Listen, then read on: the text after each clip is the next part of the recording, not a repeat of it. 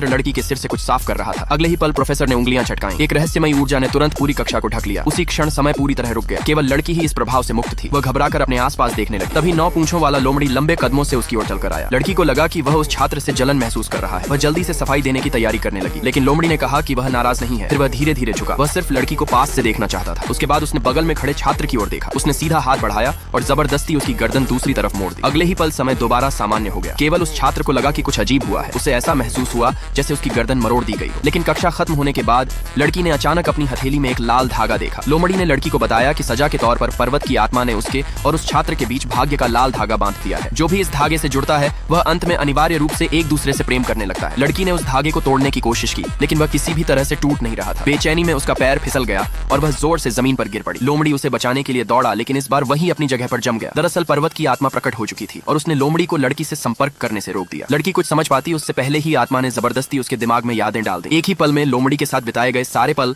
उस छात्र के साथ बिताए गए पलों में बदल गए। उसी समय लोमड़ी ने अपनी पूरी शक्ति का इस्तेमाल करके बंधन तोड़ दिए और बेहोश पड़ी लड़की की ओर दौड़ा। लेकिन आत्मा ने उसे शांत रहने को कहा और बताया कि यह लड़की के लिए सिर्फ एक सपना है। साथ ही उसी जगह उसने लोमड़ी को चेतावनी दी कि वह भाग्य को चुनौती न दे। उस रात लोमड़ी चुपचाप लड़की के पास आया। उसके चेहरे पर पहली बार डर साफ दिखाई दे रहा था। उसे डर था कि कहीं कोई उसे उससे छीन न ले। लड़की ने उससे कहा कि वह शांत रहे, लेकिन वह यह नहीं देख पाई कि लोमड़ी उस लाल धागे को कितनी मजबूती से पकड़े हुए था। लेकिन यह सब व्यर्थ था।